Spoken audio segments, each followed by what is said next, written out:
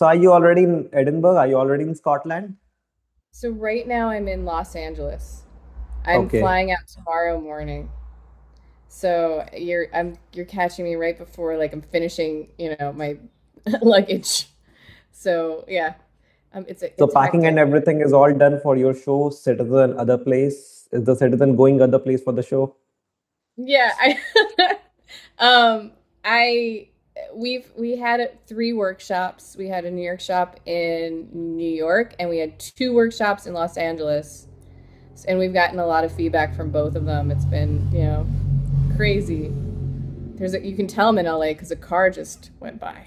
Yeah. Hmm. So how long have you been doing this, like stand up and performing on stage? How long have you been doing this? Performing on So stage. yeah, so I'm a so I was in New York City for a while and I was doing a lot of plays. I went to Circle in the Square, which was like a Broadway theater training thing. And then I came to Los Angeles and I was doing Groundlings. And I'm now a member of a company called Actors Gang, which is the artistic director is Tim Robbins, like really cool Tim Robbins. No. And I was going around town and doing stand up open mics, and I mean, you could say like I don't know, you could say like my whole life. I don't know, at least like 15 years, like at least have I been like working at it. And I think it's one thing to say you are something, and it's another thing to like do something, go home and be like, ah, that could have been better. Do you know what I mean? Yeah, Like, I definitely or know like, what you. or like we did our first workshop of our show, and it was like, all right, what can we do? And then shifting things and changing things. It's like, I think that's a big part of like working with your comedy. It's like, how can it's like, it's great to get a laugh, but how can we get that laugh to feel bigger, more like, that's, So it's not about basically like getting a laugh. It's about making the audience feel your material and they leave with not just smiles, but a bit of some other emotions also. Like they carry a part of the show with them. I think that the best thing is like, what are you trying to say? I think that's a really big thing with shows, and as actors even you gotta say what are you why are you doing this? Like, what's your purpose? And really thinking about it. And I think even with comedy, especially, honestly, the way I talk about hard things is comedy. That's the way I talk about it. That's the only way I think you can talk about it, honestly, for people to really have discourse and really have different opinions that they can communicate to each other. I think the only way is comedy. So do you are having your SAG aftra card also? How did you get that? Oh, my SAG after card. So I was cast in HBO's The Deuce. So I HBO's was which HBO's what? I didn't get The you. Deuce. The Deuce was a Okay. show that, yeah, it took place in the 70s. And I had been working as an actor for a while. I had done like a couple of things that went a little viral and stuff. And even though they were SAG projects, I was still a non union person working in SAG, right? It was like there was all these like loopholes and stuff. And I really wanted to tell this story actually, which was like I was doing a show. It was like the hottest day in summer, like 101 degrees, and we performed it outdoors, and I was like out of it tired, and we did that for weeks. And then I was doing a survival job of like working at the US Open. And I was just like, okay, well, this is my life. Like, I don't know. I tried, but I'm not getting anything as an actor. And I hadn't gotten anything from my manager in like 6 months, right? And so I'm literally in the booth, in a booth in the heat for the US Open. And I look down at my phone, and my manager has sent me an audition for The Deuce, and it was for two different roles. And I was going to have to go in the next morning at 10 a.m. And I was going to be at the US Open for 12 hours. So I was like, how am I going to do this? So I literally was there until 10 o'clock or 11 o'clock at night, got back to my apartment at midnight. I had a friend who was a director meet me there. So at midnight, we were going over the material. Like, I pretty much just got wiped the sweat off and like was just working on the material because you can't when you're working. And then 10 a.m. I show up at this casting director that I'd never met before, and but I think because I just didn't have time to be like, let the insecurities like sort of take over, and I just got to be these characters. And also because like my friend was just like, they're not going to cast you as this. You know who they're looking for, and then he listed the actors that they were looking for, and I was like, okay. And so that allowed me the freedom of just being like, you're not going to pick me, so let me just do it. My manager called me after the audition. He's like, what did you do in there? And I was like, I just did the stuff. And they ended up giving me a role. As Taft hardied for it, so that's how I got in the union. And there were some other things that happened as a result of it, and it wasn't like a perfect like movie star, movie ending, but that's how I got into SAG. So was it a completely serious role, or is it a like a little bit funny element? You bring a little bit funny element to the show also. That's a great question. I wish, because I think that's where I shine. I shine especially with comedy. I think like it's just my true authentic self is just a little off kilter. That's the truth. Me standing in myself is a little off kilter. So that naturally leans more to comedy. The It was a very small role, so I don't know if you'd really classify it as either. But there were like definitely, I think what got me through the door was comedy, yeah, because I did a dry delivery for specifically like a person that was working in sex work, and they really liked it. They really liked that dry delivery. And I didn't end up booking that particular role. I booked the other role I also auditioned for. But to answer your question, yes, it was about comedy for sure. It was about comedy. But I think a stand-up comedian makes the best serious actor. We have a lot of examples: Jim Carrey, Robin Williams, and if you like look latest, we have Bryan Cranston, Saul Goodman. So yeah, sorry, Bob Yeah, no, Odenkirk. like So I love just the idea. Just thinking about those people makes me happy. Like thinking about Robin Williams makes me happy, or Bryan Cranston, or anybody. They're incredible, performers and stuff. But they're yeah, I all absolutely agree. comedians. Yeah, they're all comedians. Well, it's I yeah, I think I think it's a great way to get into a character too. It's just like the yeah, if and you need to find the comedy within it too. Yeah, when everything feels so dark, you have to find the comedy in the scene, you know? You know who I thought did a great example of it in Sherlock with what is his name? Did you see Martin Sherlock, the Freeman. TV series? So you say that again? Martin Freeman as Watson, Oh, right? Martin Freeman was amazing in it. But who is the villain in it? Do you remember? The Adam Scott, Yeah, Andrew Scott. I don't remember Andrew yes, Scott. Andrew Scott. He was so funny as that really dark, right? Like there was comedy there, I thought. And it was just such a great example of like how you can bring so much to stuff, you know? It's so inspiring. It's when an actor shows you that something can be anything. You know what I mean? It just gives you so much freedom to look at things in a different way. But I think that acting and comedy, do they go hand in hand? Because in acting you're playing a character, and in comedy you are playing kind of a mirror image or maybe a blurred image of yourself. So do you think what is more difficult?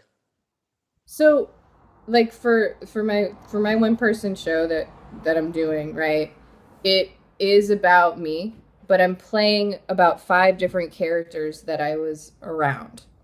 So it's like, and it's all about American healthcare. There's a lot of comedy there, believe it or not. But those people, when I thought about it, if this is going to get a little meta and little woo woo and stuff too, okay? But when I thought about it, I was like, they're all parts of me. Like everybody that you meet has aspects of yourself. So it's just more, how can I find myself in this other person?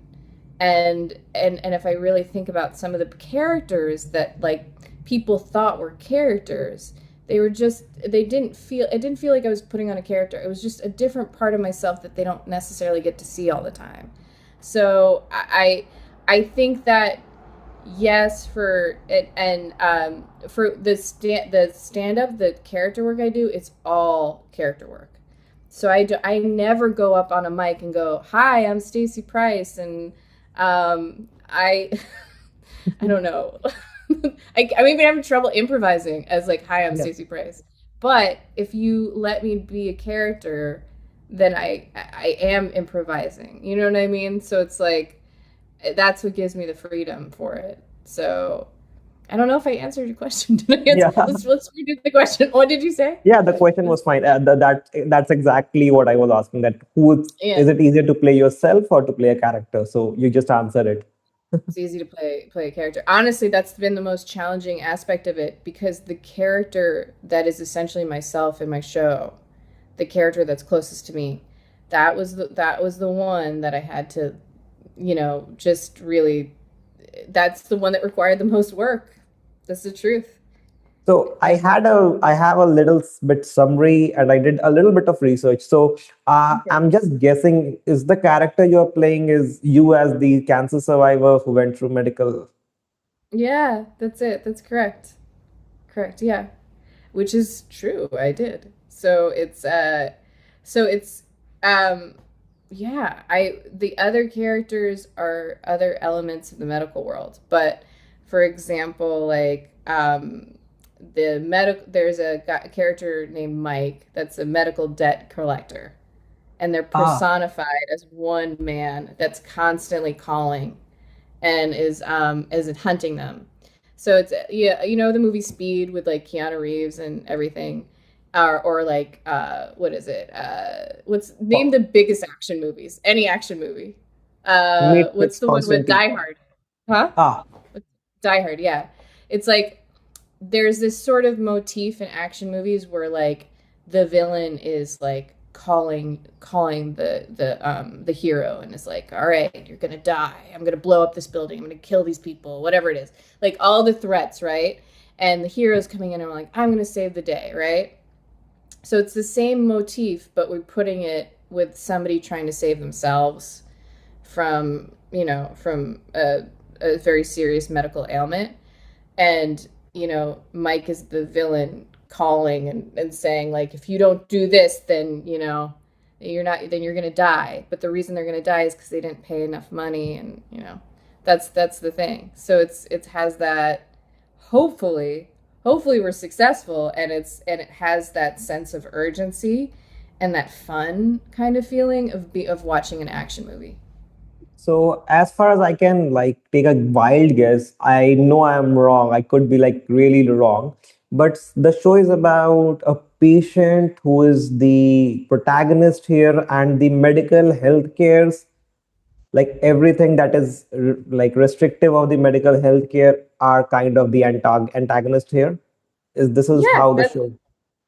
yes, no, that's an incredible yes and very much on ball. Basically, the it is immersive. So you show up and a character is checking you into a hospital and you get to know what the American healthcare system is, right? And you're prompted to throw fruit at another character named It. And you don't know what it is yet, right? And then you meet a patient who gets a diagnosis and you're sort of trying to help that patient until so that they can get the treatment they need, being surgery. So it's an interactive experience of what the American healthcare system is, which is very much protagonist versus the system. And unfortunately, I wish it wasn't like that. But it is like that. I always remember this bit that Dave Chappelle had in his the Chappelle show, where he's like, to cure the problem of American healthcare, we are going to give free Canadian ID cards to all the citizens. Yes. Oh, that's great. I haven't heard that, but that's yes, yes. I was calling, I was trying to figure out how to do this, like how to take the show to Scotland and stuff. And I was talking to this guy named Frodo who helps actors and performers that are coming, right?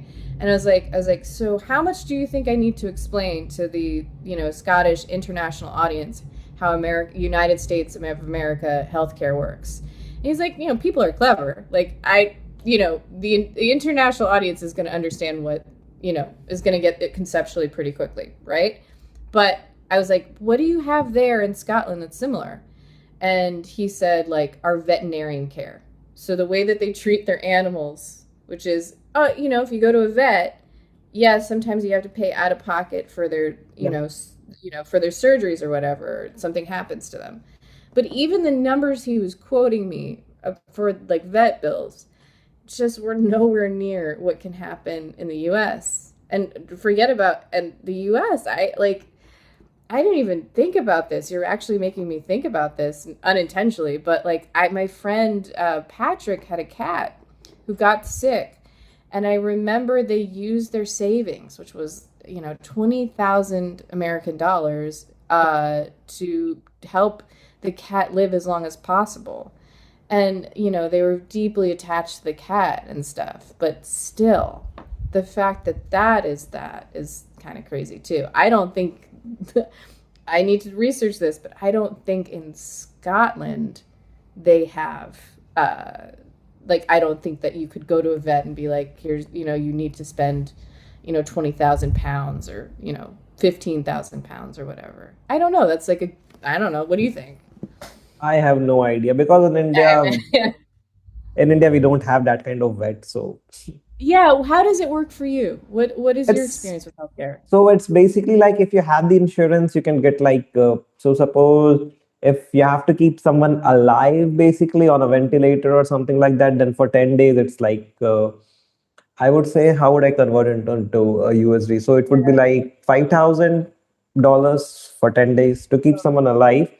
But our insurance covers like 70% of them. So 70% of it discounts, but only The 70%. I think minimally. I, I mean, you're talking minimally for 5 days in a hospital, even with insurance. I think it would be something. I mean, it depends on the thing. It's hard to examine, but I mean, easily 50,000, easily, because depending on what it is. Like if it's a, I shouldn't quote that number. But the numbers are all over the place. That's a big joke of the No, show. Is that but we know yeah, about we yeah, know about US medical system. Everyone knows how fucked up it is. If you don't have insurance, it's you're like gone. yeah. Well, even if you do have insurance, I think that was a really disturbing thing about when I was like, I mean, it was just, I mean, it was almost like, it was almost a parody of itself. Like when I was watching these very tragic things happen, like James Vanderbeek passed away, and then his family had to start a GoFundMe. And I was like, he's so famous, and he needs a GoFundMe. And then there was two other subsequent people that I'm not like they're it's not popping in my head right now, and they had GoFundMe's, and I'm like, there's something very wrong with our system. If a celebrity needs a GoFundMe for their family, like something's deeply wrong. Like, and yeah, I don't know. It's such an elephant in the room. It's such a, the emperor doesn't have clothes on. It's so obvious that I don't know why. I think it's because we're all distracted with whatever else is going on. But it's a common thread for all of us. Like we're all seeing it, we're all feeling it. So we need a big systematic change. See, we are talking on such a serious topic, and you somehow made a hour out of it. And so, I how did it all begin? How did you start writing Citizen Other Place? I was going through some really dark medical procedure stuff, right? And I was also at Groundlings. And Groundlings is a big comedy institution. It's located in Los Angeles, but it's brought fruit of like a lot of SNL, very famous people came out at Groundlings, and some really like Kristen Wiig and Will Ferrell, and like I could keep Sherry O'Terry, Okay. like I da da da da, like so many, right? and their structure and their form is really, really great. And I was just working with them. I was doing something like a little show that they do. And one of the things that happened was I was prompted to, write something. And it wasn't, I didn't go off saying, I'm going to write something about my experience. It just came out in that natural way that things can sometimes come out. And it was, when I first did it, felt vulnerable, but it was, there was, something was there, and you could tell, like there was a laugh there was something with the audience. And my instructor at the time said, I think you have something here. And I was like, okay, I have something here. And then I took SAG after has these casting, like neat casting director workshops, right? And when you go for the casting director, but there's 20 other actors watching you. So when you do the audition for the casting director, everybody talks about it or whatever.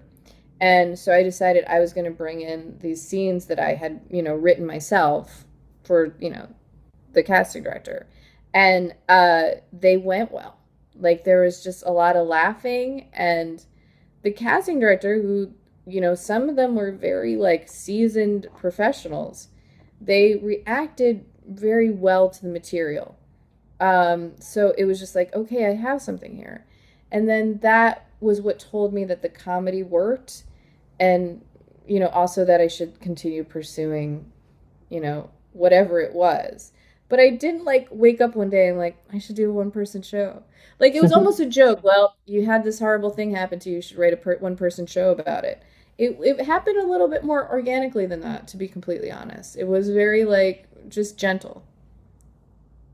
But then, like making a proper parody out of it. So you just discussed that you made a parody before, and so you made a parody out of one of your dark phases in medical life, and Yeah. because it's Yeah. very, it's the analogy behind it. It's very beautiful. I think that. Oh, thank you so much for saying that. Yeah, thank you. Yeah, I'm Uh, just curious that how did you think about the characters then? so I've been doing this for such a long time. Like I did a pilot that we did at Comedy Central Stages, and then I worked with a writing partner for a show that went up at like the Houdini Estate, which in Los Angeles. And I wrote a play called Sinkhole that I did in New York City for a few years. And I'm not new to like writing things and whatever, right? And then in addition, Groundlings is like, characters, characters, characters, characters. In general, I lean towards a little weird. Like I'm just like, I'll try to, you'll be like, Stacy, write something normal or just be normal, something that's like, and I will have every intention to be writing something like that's a little commercial and simple, and somebody will come out and be like, that was really weird or whatever. I hate the word weird because it's making it so simple. Like it's not weird, it's something else, right? But people don't have the word for it. But yeah, I just was, that's just who I am. Like when you accept who you are, it's like, and then you lean into it, that's when things start to happen that are more true to yourself. When you're like, I'm not good enough, I'm not enough, and you try to make yourself into something else, like I like it what ends up happening is this distorted version of yourself that you don't like and nobody else likes and whatever. And so when I just leaned in and was like, this is what I'm writing and this is what I'm doing, let's just go all the way with it, I think it started to feel like a little special. And I hope I know it's going to be a little bit of a to do to get like people to come see it. That's going to be a fight on the streets. But I hope that when people do see it, that they feel that, sort of work that came out of it. I think even just the concept, like if I go and watch a show, then I would surely tell one of my friends that okay, there is this show where everything that we like bitch about in medical world is a person, and it's played by the same person, by the way. So you'll feel like, I think one of the best things is everyone who has gone through a medical hardship. Like I have gone through a medical hardship also in the past, so I know that how difficult it gets to fight with everything, like everything, getting the medications and everything. So I know how hard it is. Well, Oh, there's so the title, if I can just, I don't know. Well, this is like sort of being more direct and talking about the show, but like Citizen Other Place takes its name from this quote from Susan Sontag. And the Susan Sontag quote is really beautiful. So I don't know how to say it like other than just directly saying it because it's so beautiful. I'll just say people just go look at the quote, but I do say it in the show. But basically it's the concept that we all have two different passports in the kingdom of the well and in the kingdom of the sick. And although we don't want to ever use the passport for the kingdom of the sick ever, at some point in everyone's life, even if it's just for a short little minute, we do have to use the passport of the sick, and that we're all equal in that way. So this feeling that when you get sick and you have to heal and get better, that you're different or that you're other or that you don't belong anymore or that you're alone is completely false. And I think that's a big part of why I wanted the show to be so interactive and why I wanted to feel like you're with me during it, because from my experience, especially because at that point I had to be wearing masks all the time and that there was curtains separating me from people all the time, it feels like a deeply lonely experience that only you are experiencing. And that is the mind. I want to curse right now. I don't, can we curse? It's the mind screw, right? It's like you are all alone. And it's like, but you're all alone, but also millions of people are experiencing what you're experiencing. And everyone will experience some version of this, even if it's just a broken arm.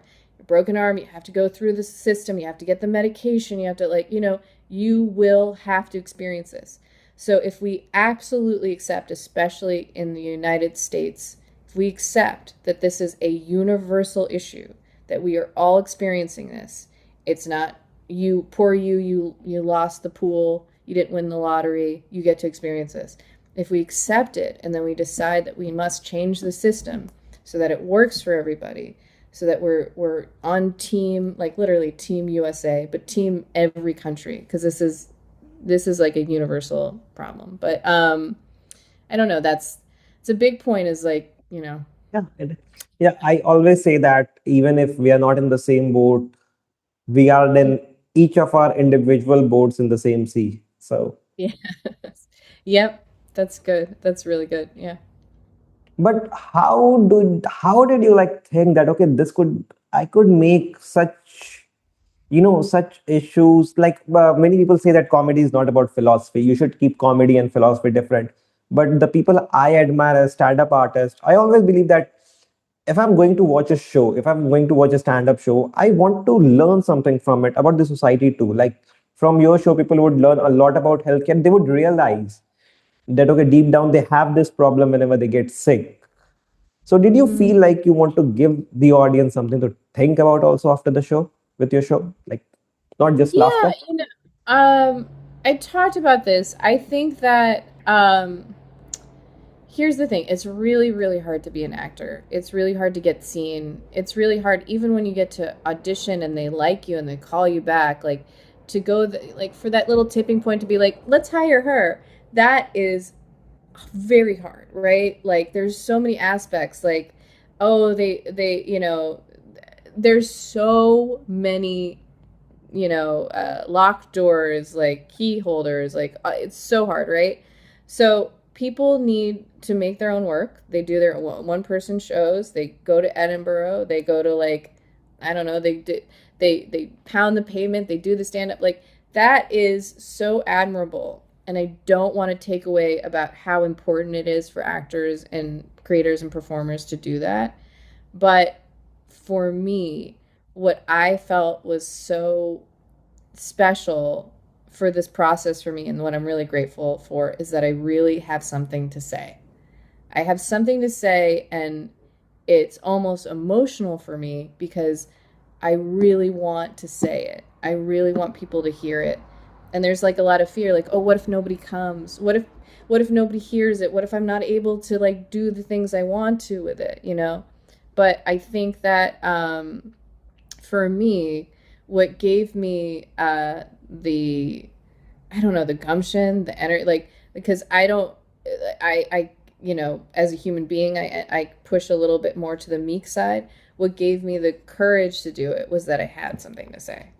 So I think that's my process. That's my experience with it. But we're gonna learn a lot when we do this show, and I'm hoping that people walk away. I really would like to hear some huge pops of laughs in it. I would really like to somehow do that, and it's a big challenge because you have to accept the tragedy and the urgency for change in it, but still be able to be okay with a character making you laugh. And that's going to be the real like tightrope walk because it's difficult, but I'm hoping we can do it because that would be really fun. Let's hope because that would be really fun. Yeah. Yeah, but that's going to happen because I think that. I actually wanted to ask you a question before I'll forget. So, did you write this show like continuously, or you just started trying bits and bits on stage? So, did you write this joke like thoroughly before you tried, or something like that? How was the writing process? So there's one character named Dr. Taha. The actual character name was a drama teacher that I had in middle school was named Taha, and then I just made her Dr. Taha, and she's actually more similar to my dad, who's a doctor. But that's how that character came out, and I cannot explain to you how in my body that character is. That came from the ground up. Like it is so rooted and so true to me that even when we had a run of the show where it didn't go, that part wasn't as shiny as I'd like it to be, I still have it's so in me that I'm very good with that particular character. And from that character came everything. So Dr. Teha is the root of it. So I started with that. That was the original, like in the thing. An instructor at Groundling named Phyllis Katz. She was there when I did that one. She probably doesn't remember it, but that was the root of it, right? And then I took that scene, and that scene is just for some reason, well, not for some reason, it happened to me. I remember one of the most traumatic things that happened to me was that, and I could see that it was funny as well, was that somebody was looking at on an ultrasound what was going to be something that needed to be taken out, and they said that's been there for 6 months. That hasn't been there for 6 months. And it was this dry sort of cold delivery about it, that I found so profound, and I was just like literally like weeping on the seat, right?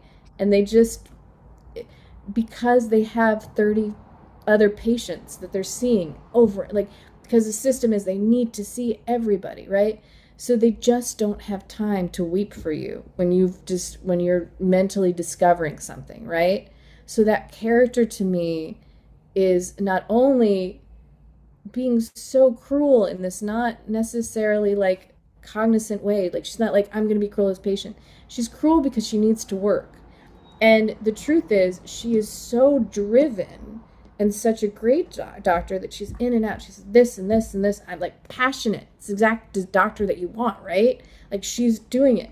So she's not only like this is, to me, it's very funny, but it's also really true to life that it's just this awkward combination of things that it just lit me up. And then also an expression of what I went through, right?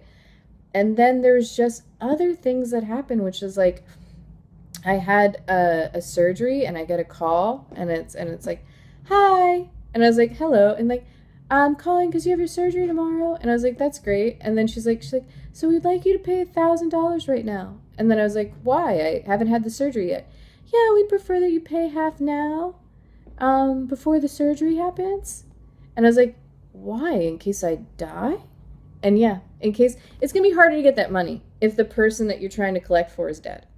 That is the darkest thing, but I think it's also really funny. It is So really that's funny. Yes. yeah.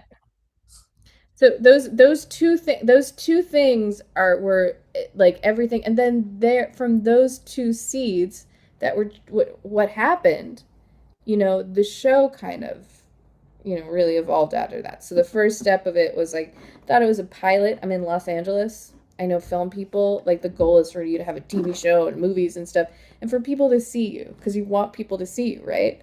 But I tried it, and it just it had this movement, but it wasn't. And I think it was because I didn't know what the show really was yet.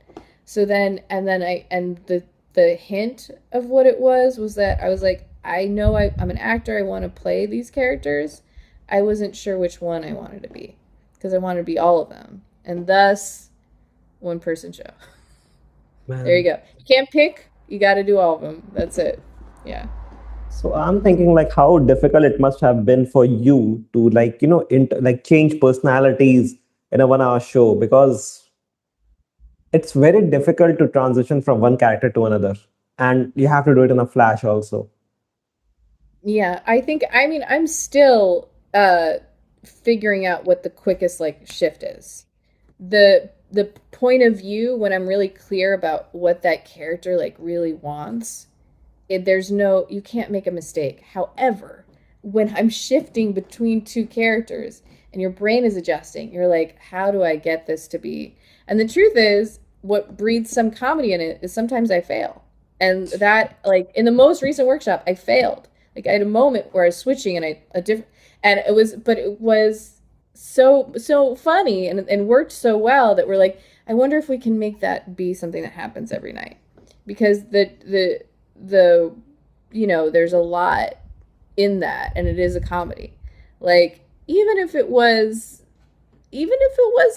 specifically intended to be like dramatic, like I still think there's like this elephant in the room, which is like I am playing different people, and it's acknowledging the reality, which is that this is one person trying very much to communicate five different identities, you know? So that part is the comedy of error part. Like Hmm. you intentionally losing the character, intentionally breaking the fourth wall while performing. And see, the concept Yeah, is the concept itself is very intriguing. I would say that. I hope. Yeah, I really. Yeah, I have a team with me, which is like Brendan Gill, Lara Clear, Govind Kumar, Katie Burke, Jennifer Isaacson. These are all like people that are part of that have made it happen, right? And they're passionate about the concept. So I'm hoping that it's as passionate in some ways, even if it's a surprise passion, but for just random audience members that just have no idea what to expect. They're just having a little snack on the streets of Scotland, and then I pull them in, and then they're like, "Uh-oh, where am I?" I want them to have that. I want them like if I can get them to a place where I don't know that they're surprised, that would be really cool. Okay, so I think this was enough about your show. Let's talk a little bit more about you. So, Yeah, uh, yeah, yeah. about you love making parodies, right? You did make a Yeah. 50 Shades parody. Yes, I did. I did. I made a 50 Shades of Grey parody. Oh Yeah, my gosh, you did your research. Yes. yeah, Huh? obviously I would. So, how Yeah. did that idea came into your head that okay, I could make something funny out of a very erotic, like sadistic movie, something like this? Oh my God. So I went on like a weekend trip with like all like a bunch of friends to like I don't even remember which beach, right? And everybody was reading the book. And they were like obsessively reading a book. And I was just like, "Oh, that would be kind of good to do a parody of that book, you know?" And it was I had never shot anything. So that particular project that I did, that was the first time that I had tried to do anything. And all of us as filmmakers were pretty green. So that just to give it like an informed apology that it's not, it's not the most clean version of anybody's work, right? But we got together this like sort of group of very talented people. Laura Clear was one of them, who's gorgeous in the series. She's a gorgeous blonde woman, and she's gorgeous in the series. Zachary Spicer, who is now, who very kindly was an amazing lead in that. He was great, right? Um, and who went on to do a bunch of other cool things. But David Ray, who directed it, amazing person. We continued to work together and then got to a place where we had a film that went to Cannes and stuff like that. Like, everybody came together and they very kindly were like down to get weird. Like, it was like this parody. But what was so funny is that there was two episodes in it that kind of did a little well. There was one episode where people watched it and then they were just like jokingly mocking what happened in it. And I will always be curious if we hadn't had like, if I wasn't a little bit better with marketing, and if like we hadn't like then evolved into a bigger team and then got weirder and weirder, whether it could have like blown up. I just won't know. But for whatever reason, it lasted like 8 episodes. We all got better. Like, I got a little tighter with my writing. This is something that's 10 years plus ago. This was like a while ago. It's my first like thing, right? Um, yeah, like about 10 years. Um, like it was, we all just, I think everybody grew from it, but especially me, because I was like, oh, sound is important. Sound, you can't screw with sound. But yeah, that parody was like, I thought it was a parody of itself, because I thought this person was really attracted to somebody that was being pretty mean to her, and had a lot of issues. And I thought there was something really dark and comedic about it.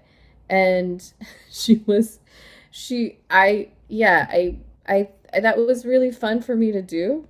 And I'm grateful that we did it. And yeah, I mean, yeah, but it was special. but those 8 episodes didn't just hone you as an actor, but it also like helped you work with a team, and Hmm. working with a team is one of the core part of your show now. So Mhm. Yeah, yeah, I think that did help. I think it really did help. I think, well, as recently as when I did the workshop in New York for this current project, David Ray was there. He was videotaping, and Lara is going to be with me in Scotland. It's so exciting. Yeah, what a beautiful friendship. Yeah, we're going to be together in Scotland, and we're going to have a great time. And wow, I'm just thinking about how special it is that that friendship that originally started because she was dating a friend, dating a friend, and that the friendship is one of the strongest ones, and that she's a producer on it and whatever. So Creative. I am pretty sure that you love acting a lot. So I normally Yeah. ask people who are their idols. So I would like to ask your acting idols, favorite movies or favorite movie, or and your comedy idols also. It could be anything like Oh sketch my comedy or God, any it's so comedians. many. Yeah, it's overwhelming. Okay, your Mount Wow. Rushmore of actors. When I watch Kristen Wiig's work on SNL, I just am so stunned by it, because she's so rooted in so much of her work, and there's so much genius in it, and it's so specific and stuff. I mean, the generic, the everybody says it. Meryl Streep, her work and her ability to switch, to be so committed to different characters and people, and that's incredible. Kate Blanchett, oh my god. What was that movie? It was a I'm trying to remember what it was, but it was a Woody Allen movie. She might have won her Oscar for it. Do you know what I'm talking about? I don't remember. I kind of picture that movie, but I don't remember the name. She was somebody. She was a woman that was like very quietly having a psychological breakdown, and was comedic, and it was like I was like, there's just moments with her where I'm just sort of like, what an incredible actress, and how dedicated she is to theater and stage work and stuff. That movie was Blue I Jasmine. Blue Jasmine, thank you so much. Yeah. Okay. And then Tim Robbins is the artistic director of the theater company that I'm Yeah. currently an associate company member with. And what I really appreciate about him and his work is that I just volunteered for an outdoor theater festival that they do for free for the kids, for just ages, I don't even know, from 0 up, right? I really admire that he does things like that. And the prison project, which is they go to prisons and you teach prisoners the commedia art form. And what they've been able to do is rehabilitate prisoners. So it's I think I've not personally done it yet. I find it to be an extremely challenging thing to do, and I'm so blown away by the pursuit of anybody to go to those places that are not the most glamorous and like do the work that needs to be done. So I really admire him, and it's why I'm in, doing the company. Yeah. Like, And Tim Robbins and uh, Prison is like a love story, you can say, the Shawshank Redemption. oh God, The Shawshank Redemption. Oh my God. I mean, what incredible. I rewatched it recently.